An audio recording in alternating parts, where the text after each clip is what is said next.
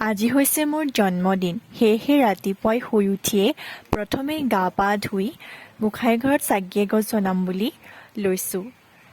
আৰু তাতেই মনৰ কামনাবোৰ যাতে পূৰণ হয় তাৰ কাৰণেও আশীৰ্বাদ লৈছোঁ। হে ভগৱান, যদিহে কিবা ভুল কৰি পেলাওঁ অজানিতে মোক শুধৰাই দিব। জীৱনৰ যুদ্ধত যদিহে হাৰি যাওঁ ৰাস্তা দেখুৱাই দিব। যদিহে ভাগৰি পৰোঁ মনত জোৰ দিব। জীৱনত আগুৱাই যাবলৈ আশীৰ্বাদ কৰিব। সকলো মানুহকে হাঁহিৰে উপচাব পৰাকৈ আশীৰ্বাদ কৰিব। আজিৰ এই শুভ দিনটোত অতীতৰ সুখ আবদ্ধ হওক। মোৰ হৃদয়ত অতীতৰ দুখবোৰ হেৰাই যাওক।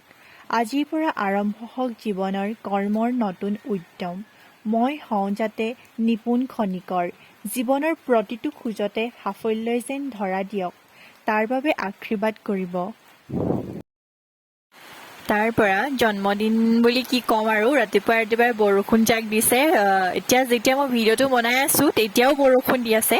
মানে মোৰ ভাগ্যখনেই এনেকুৱা। তাৰ পৰা একো বাৰ্থডে বুলি কৰা নহ'ল, সেইকাৰণে ভাবিলোঁ ঘৰতে কেক এটা বনাওঁ বুলি, আৰু ঘৰতে বনাইছিলোঁ। ঠিক ঠাকে আৰু ইমানো ভাল নহ'ল ইমানো বেয়া নহ'ল। এয়া অলপ ভিডিঅ' কৰিছিলোঁ মানে কৰি দিছিলে ভাইটিয়ে, বৰ ভালকৈ নাজানে সি। তাৰ পৰা বনাই মেলি হলত তাৰ পৰা ওচৰৰ মানে বৰ্তা ছোৱালী মোৰ ভণ্টি হয়, তাই আহিলে। তাই মোৰ বাৰ্থডে উইচ কৰিবলৈ আহিছে বেচেৰীজনীয়ে, আৰু তাইকে প্ৰথমেই মই খাবলৈ দিছোঁ। কেনেকুৱা হৈছে খাই ক আৰু বুলি কৈছোঁ।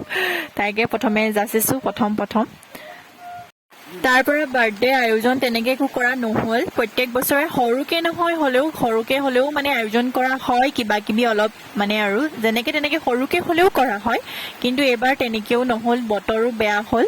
আৰু লগৰ কেইজনীমানো আহিম বুলি কৈছিলে কলেজৰ, সিহঁতো নাহিলে, মন চন বেয়া আৰু একোৱে কৰা নহ'ল।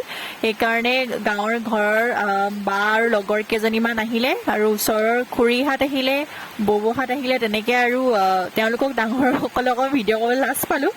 সেইকাৰণে আৰু পাহৰি থকা হ'ল, মানে খলি ধলি হয় ন আলহী চালহী আহিলে। সেইকাৰণে লগৰ দুজনীকে যিমান পাৰোঁ সিমান আৰু উৰাই ঘূৰাই ভিডিঅ' কৰিছোঁ বুলি সিহঁতি হাঁহিছে আৰু মুখখন ঢাকি দিছে। আৰু কৈছোঁ আপোনালোকক যে বাৰ্থডে বুলি একো আয়োজন কৰা নহ'লেই। দিনত লগৰকেইজনী আহিলে বা কোনোবা আহিলে অলপ কিবা কিবি সেয়া বেলেগ। আৰু ৰাতিলৈ হাঁহৰ মাংস অলপ আনিছিলে, সেইকাৰণে ইয়াক ঘৰুৱা আলু লৈ লৈছোঁ।